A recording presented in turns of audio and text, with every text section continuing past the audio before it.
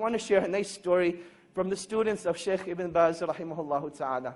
And this brings us to our fourth point. That fourth point is, it's not about how you live your life in this world. It's not about how you live your life in this world, but it's all about how you will be raised in front of Allah subhanahu wa ta'ala. It is all about how you will be raised. And this alludes us to the point that whatever you die upon is what you shall be raised upon. So let your last deed be your best one. And the story goes as follows. There was a brother who came overseas. And he came to seek a bachelor's degree in any field. And the natural climate was that this was the first time he got freedom from his family. In his society, people are very religious, very practicing. He couldn't have the fun that he wanted to have. So he comes to a place like England. He's in a free mixing university. In a society where no girl looks at you. In fact, there are no girls in your class. Now all of a sudden they're sitting next to you. And you can actually find an excuse to talk to them. Hey, can I borrow a pen? Hey, can I borrow some paper? And conversation becomes very easy.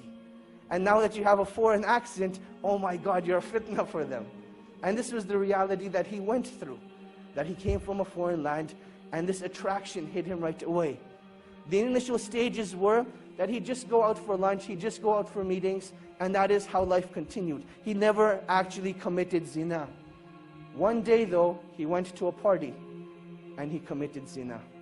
Out of, pure emotion, he committed zina. And when he was done, he just lay there thinking, I have just ruined myself. And he didn't know what to do. He didn't know where to go. He didn't have any close friends that could guide him. He knew that the only place that this guidance that he had known was back in his hometown. He booked a ticket back to Saudi Arabia where he was from. And on his way, he had a stopover in the country of Qatar. While he's in Qatar, he goes to the musalla and he's just crying. And you'll see that this is one of the most awkward situations that you'll have. You can think about when you're with people and there's this awkward silence, and it's really weird. What do you do in that situation? What becomes even more awkward is when you see a grown man crying like a baby. He's crying like a baby. What do you do in that situation? One of the students of Shaykh Ibn Baz rahimahullah, he saw this man. And he goes up to this man and says, oh man, why are you crying? What's wrong? And he explains to him the situation, that I committed zina and I've destroyed myself. And the only way I can get rid of this pain is if I go back and have the hudud implemented on me. This is the only way I will be purified. The student calms the man down and he says, look, don't do anything rash. Let's go back to Riyadh together and we'll deal with the situation. They head back to Riyadh and the man is still crying throughout the whole journey. He feels really bad for what he has done. The student says, look, we've arrived in Riyadh, go spend the night at home, I will call you in the morning. Just make sure you don't do anything. Don't do anything, just wait till I call you.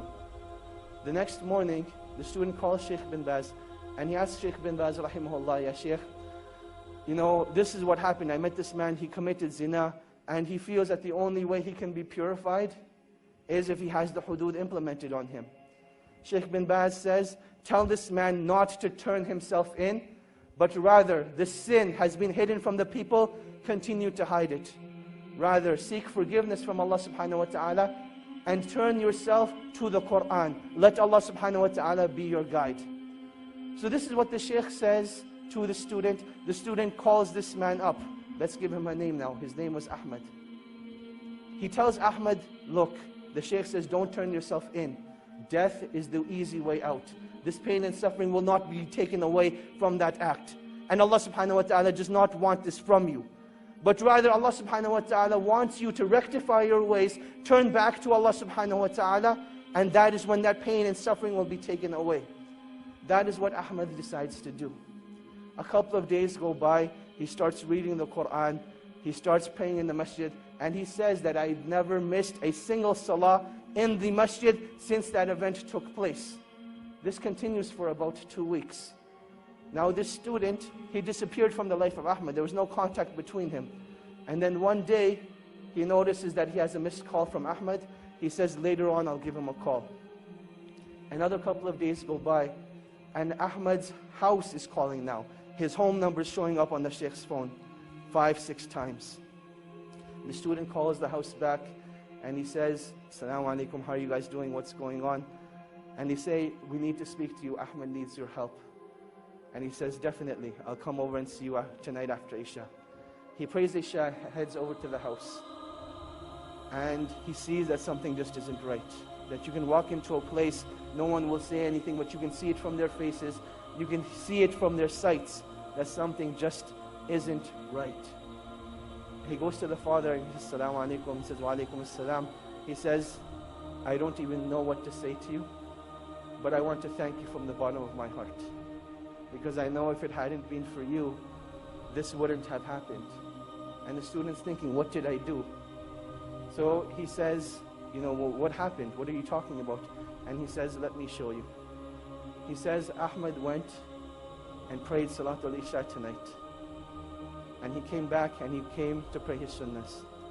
And he was in his room for a really, really long time.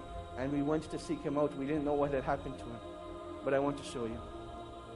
He took this student to Ahmed's room. And there Ahmed was in sajda.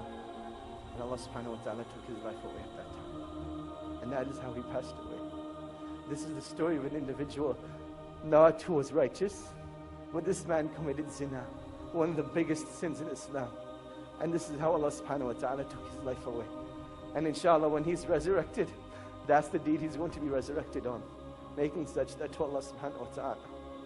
And that is why when it comes to pain and suffering only becomes negative if it creates a barrier between you and Allah subhanahu wa ta'ala. But it becomes positive. Pain becomes positive, a motivation for you when it brings you back to Allah subhanahu wa ta'ala. And this is what every individual who's going through pain and suffering needs to realize. That this point of pain and suffering is not that Allah subhanahu wa ta'ala wants to punish you, but rather this is a calling from Allah subhanahu wa ta'ala. "O my slave, come back to your Lord. O my slave, this is a reminder for you that I want to bring you back to me." And this is one of the wisdoms of trials and tribulations. That while we call each other on the phone, while we text message each other, the calling of Allah subhanahu wa ta'ala comes through trials and tribulations. And you can react one of two ways. Either you can deal with the pain at that moment and decide to get closer to Allah subhanahu wa ta'ala. Or you can decide to just restrict that pain to yourself, not do anything about it, and then you'll see what it does to your deen. And this is the last stage of the cycle of isolation. That once you're isolated, you will see that eventually your deen starts to disappear. The content of your salah, the khushu in your salah, it disappears. Your ability to recite the Quran is no longer there. Your ability to fast during the day, it gets taken away. What did you do differently? What you did differently was you gave yourself into shaitan. And shaitan's promise is that he will lead you astray. He will lead you away from the path of Allah subhanahu wa ta'ala. So in times of trials and tribulation, you need to seek out the believers. You need to seek out the righteous and let them be your guide and help to Allah subhanahu wa ta'ala.